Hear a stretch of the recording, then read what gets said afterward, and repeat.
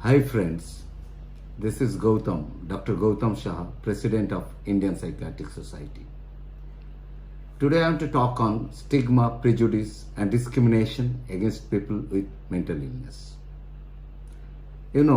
As professionals in mental health, we have the responsibility to ensure that our patients get the best possible treatment. Unfortunately, what comes as a big road blockage in the journey of the recovery is not always the availability of the treatment, but the avoidance and the delay in seeking the treatment. And why? Why is this happened? Research has shown that more than half of the people with mental illness do not receive help for their disorders. Often people avoid or delay seeking treatment due to concern about being treated differently or fears of losing the jobs and livelihood. This is because the stigma, prejudice, and the discrimination against the people with mental illness is still very much is a problem. The stigma of mental illness is universal. A 2016 study on stigma concluded there is no country, society, or culture where the people with mental illness have the same societal value as people without mental illness. Stigma not only directly affects the individual with mental illness, but also the loved ones who support them, often including their family members. So now I want to talk to what is stigma. Stigma is when someone views you in a negative way because you have a distinguishing characteristics or personal traits that's thought to be or actually is a disadvantage, a negative stereotype.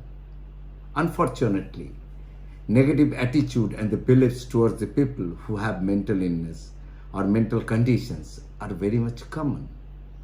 Stigma happens when a person defines someone by their illness rather than who they are as the individual.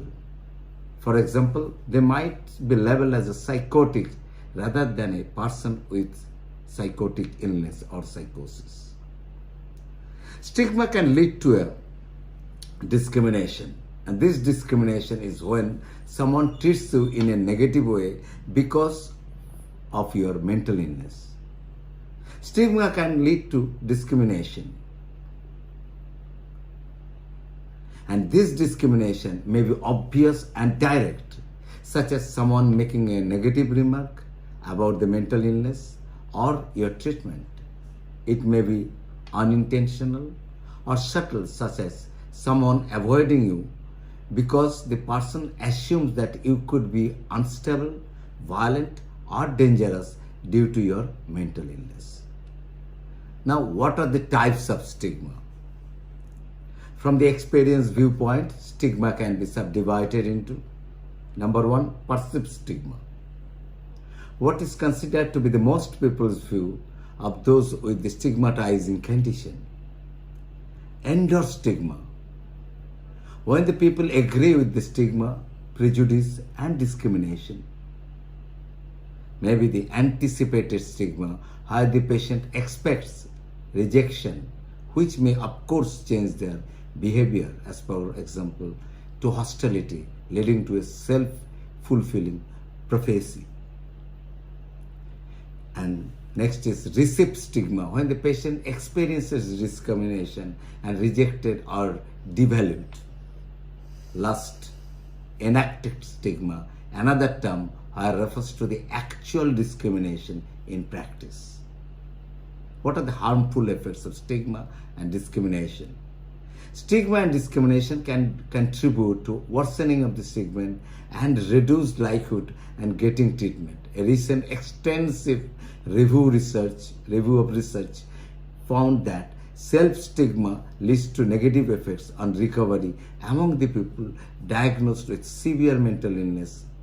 And these effects can include reluctance to seek help or the treatment, less likely to stay the treatment, social isolation, lack of understanding by the family, friends, co-workers or the others, fewer opportunities for work, school or social activities, or trouble finding housing, maybe the bullying, physical violence or harassment, health insurance that does not adequately cover your mental illness treatment, though the recent Mental Health Care Act bill included the health insurance, and the self-doubt, the belief that you will never succeed at certain challenges or that you cannot improve your some of the effects of stigma, which includes again the challenging stigma associated with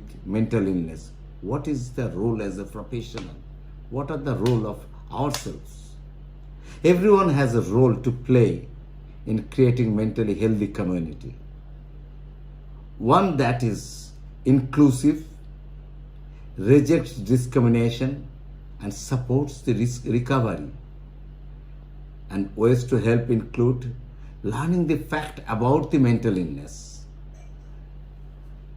and sharing them with the family, friends, colleagues, classmates, maybe in the media. You can share your learning. Getting to know the people with the personal experience of the mental illness, so you learn to see them for the person they are rather than their illness. Not judging or label or discriminate when you meet a people with mental illness. Treat all the people with respect and the dignity. Saying something when you hear people around you making stereotypical or inaccurate comments about the mental illness, you should always protest. And sharing your own experience of the mental illness if you have experienced it. This will help dispel myths and encourage others to do the same. Mental illness is not something shameful or not needs to be hidden. So what are the steps to cope with the stigma for patients and the families? There are some steps I can mention. Number one is you should get treatment. You may be reluctant to admit you need treatment, but don't let the fear of being labeled with a mental illness prevent you from seeking help. Don't let the stigma create self-doubt or shame. Seeking counseling, educating yourself about your condition, connecting with others who have mental illness can help you gain self-esteem and overcome the destructive self-judgment. Don't isolate yourself. Reach out to the people you trust for the compassion, support, and understanding you need. Don't equate yourself with your illness. You are not an illness. You are a person. So instead of saying, I am bipolar, you must say, I have bipolar disorder. Instead of calling yourself a schizophrenic, you say, I have schizophrenia. Or I am suffering from schizophrenia. Join a support group. This is also very important. Some local or national groups offer the local programs, internet resources, and helps to reduce this stigma by educating the patient who have mental illness, their families, and the general public. Get help at school. If you or your child has a mental illness that affects learning, find out what plans and programs might help. Discrimination against students because of a mental illness is against the law. The educator at primary, secondary, and the college levels are required to accommodate students as best as they can. Speak out against stigma.